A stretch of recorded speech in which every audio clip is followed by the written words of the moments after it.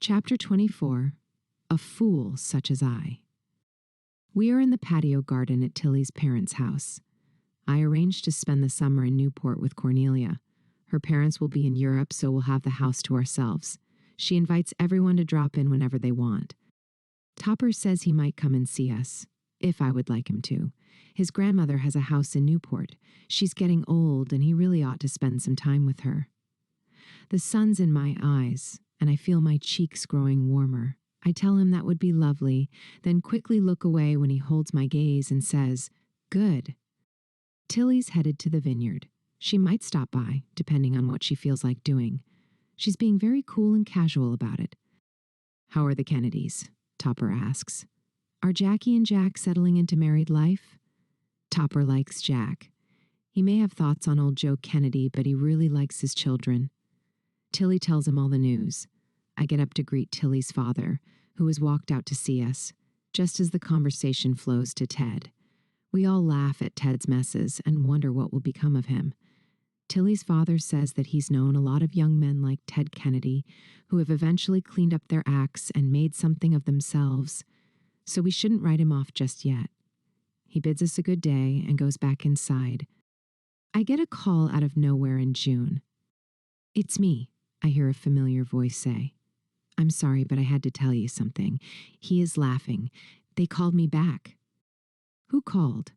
I ask, half awake. "Do you know what time it is?" "Marion Keisker," he says, ignoring the rest. "Oh, wow. Congratulations," I say, pleased, sitting up in bed. "They want me to come in and do a song for them." "That's amazing," I tell him, rubbing my eyes. "But why are you calling me?" "I didn't know how not to," he sighs. There's a silence. I didn't know who else I'd most want to tell. "That's very sweet," I reply. "How are you?" "I miss you," he says. "Ah," I respond, hearing the tension in his voice. "I've been keeping myself real busy-buzzy, 'cause if I don't, I'll drown in all this hurt from Lozin. You," he snaps, as if it's my fault. "Ain't you even the least bit happy for me? I only called to tell you, to hear your voice." He hangs up before I have a chance to say anything. The following week, I receive a letter saying the recording session didn't go too well and that he needs me home to help him work through it. It makes me chortle. I have to go home anyway. There's some business to attend to with my finances. Grandpa George is insistent that I learn to take care of myself, to be properly taught in the art of making and keeping one's money. I also want to spend a bit of time with Miss Mary before heading off to meet Cornelia and the gang later in the summer. I arrive on the afternoon of July 3rd. The boy is waiting for me at the airport. "Early dinner, then a movie?" he asks, acting like nothing ever came between us. "Sure," I say, surprised by his newfound mannish ways. "Good," he says, steering me toward his daddy's old car. "Hop in." On the way back to the house to drop off my things, he talks nonstop, one long sentence full of news. I only catch half of it. The session that didn't go so great, how it's always better when I'm here to see him through things. Dixie, his girlfriend, who's lovely but. The funeral for some singer he's heartbroken over, a name I don't even recognize. Dixie going on holiday, work, and thank God I'm home. "We're here," he says in a joyous tone, pulling into the driveway. "Let's drop your things and say hello to Miss Mary." "Hey, Miss Mary. Good to see you." And we're off again. "Please," I say as he keeps going, his monologue now stretching past 2 hours without coming up for air.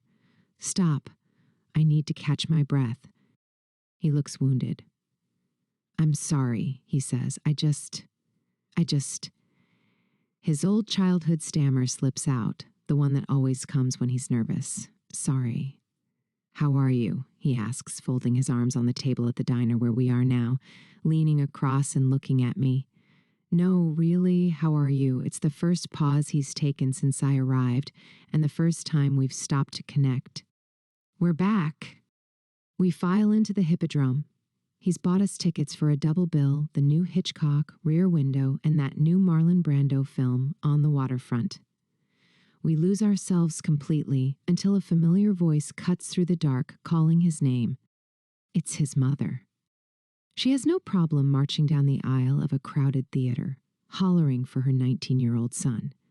She drags him out by the elbow to tell him he's had a call and needs to ring a boy named Scotty Moore back. Sorry, he says, peeking back at me. It's Sun Records. We gotta head home so I can call him. After he talks to Scotty on the phone, he hangs up and turns to me with a grin. See? Minute you show up, everything starts going right again. His mother shakes her head and mutters, He ain't wrong, before walking off.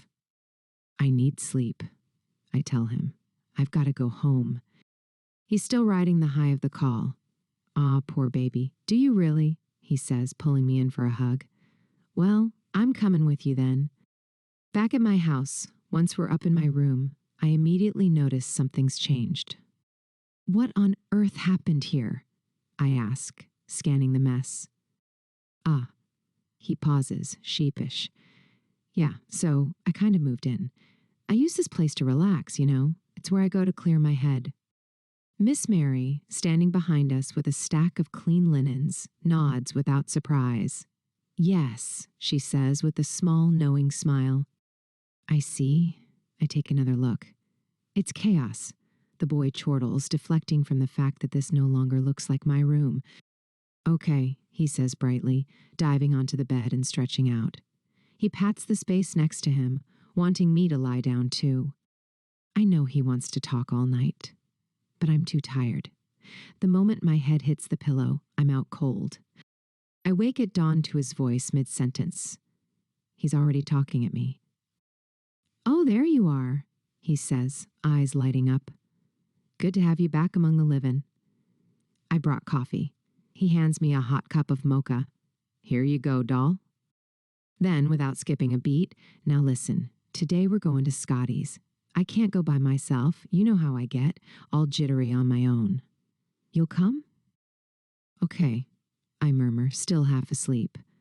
But I'm not just here to be your servant, No chance of that happening. He laughs, already buzzing like a live wire. Chapter 25. Life could be a dream. I watch the boy, Scotty from Sun, and his bass player Bill run through every song the boy knows. Scotty's wife is warm and sweet and keeps me company, but I can tell they aren't exactly blown away by him. The boy doesn't seem to mind. He's off in his own little world today, not his usual sensitive self. He even forgets to be shy, which is the strangest thing of all. When we leave, we talk it over.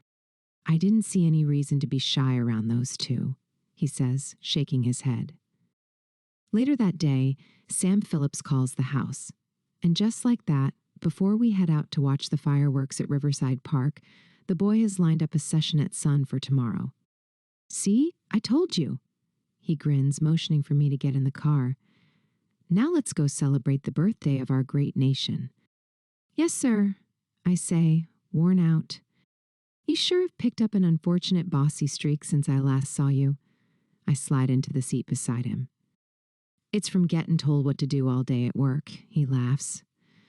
Figured I'd try some of it out on you. He smirks, then kisses the top of my head before setting off and driving us down to where the action is. It feels as though there's always something happening in Memphis. The music scene is electric, and changes in the air when it comes to segregation, long overdue. Beale Street is always alive, pulsing with celebration. I haven't seen anything like it up on the East Coast. This is where the fire is. There's something in the air, something in the water, the dirt and the heat. The beauty and the brutality of this place. It wakes you up. It makes you feel. I breathe in the summer night, the thick river air, as we sit watching fireworks burst over the Mississippi, eating corn dogs and drinking sodas. This could be heaven, and I'd have no complaints, I tell him. I was just thinking the same thing, he says. You have to come with me tomorrow, he pleads.